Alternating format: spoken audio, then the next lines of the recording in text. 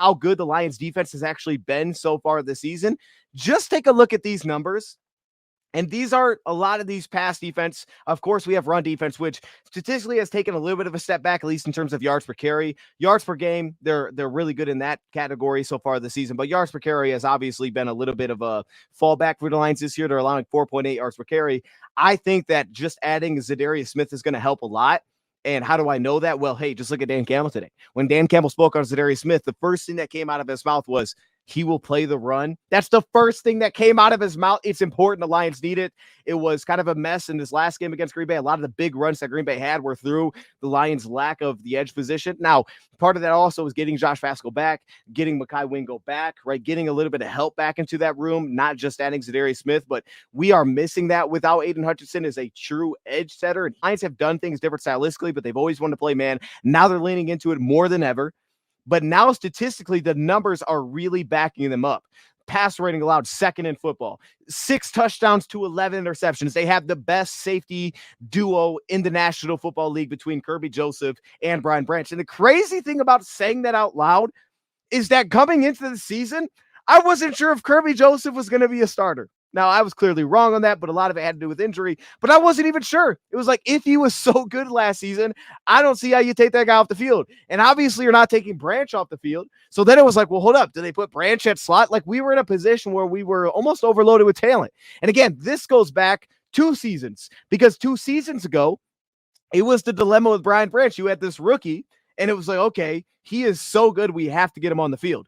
And that ultimately took Tracy Walker off the field until he got back onto the field because of an injury to CD Deuce. Don't have liabilities. They have good cornerback play across the board. They have good safety play across the board. They have good linebacker play across the board. And they have clarity in roles. So it's not that the Lions need Carlton Davis to be the best cornerback in the NFL. They need good play across the board, right? They need reliability across the board at cornerback, and that's what they have right now. So if we continue with this graphic, Aaron Arnold, right? He's our rookie, and we're seeing this season, it's been all about growth for him, right? Beginning of the year, it was like, man, this guy gets flagged every single pass play.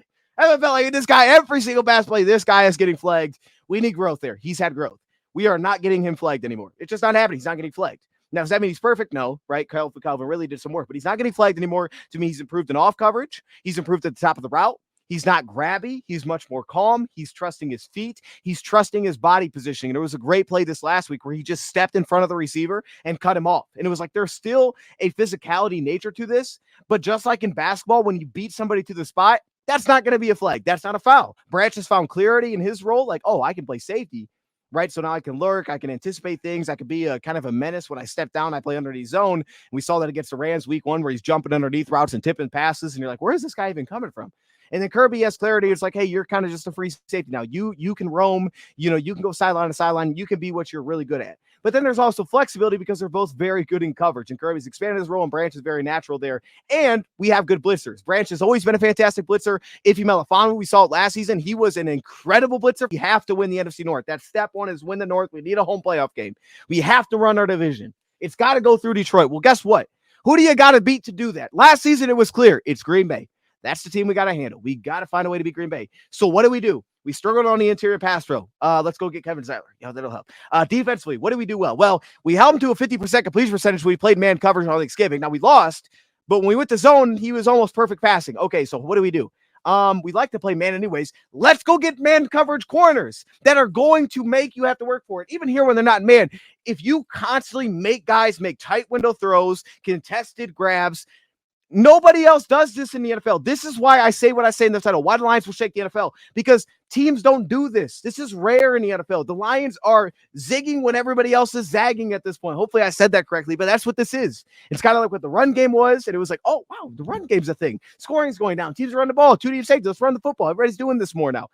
And while everybody else saying, slowly like zone. Now it's like 75% of teams are playing zone. It's kind of like the personnel. Everybody's going 11 personnel. Lions like, let's go jumbo package. The Lions are zagging when everybody else is zigging. I said it backwards that time for some reason, and playing man more than anybody else. And even here in zone, it's still the same idea. Contest the slant, make them work for it. I understand it was slippery. Again, you're not always going to be the guy making the play, but at least if you make them work for it, you'll get more results like this. I look at a team like Green Bay, and I don't think that we exposed it, but I think what we did is we said, hey, this is just a reality. We saw it in 2022. And if you look at that 2022 Patriots team, what do you notice? Look at the Patriots depth chart. Just do this on the way out.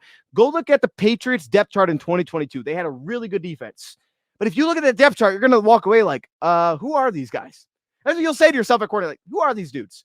But what they had was, one, versatility in the front seven, which is always the Patriots thing. We have that now. We talked about the linebacker play and clarity in everybody's role. But in the back end specifically, they had Jonathan Jones, Jalen Mills, Jack Jones, Marcus Jones. They had a lot of Jones. They had all the Joneses. You know what I'm saying? They had all these Jones guys, but none of these are like, wow, that's Stephon Gilmore in his prime. Like, yeah, they had that at one point, but none of these guys are that. But what they had is they didn't have a liability. You couldn't pick one of these guys and be like, I'm just going to go at that guy all game because he can't cover. It was like, nope, that's not a thing. It's not really a thing with this team. All of them can cover pretty darn well. So you got to find a guy that can consistently beat that. And how many teams week in and week out have to know coming in like, we have guys that can beat your guys one-on-one? Not a lot.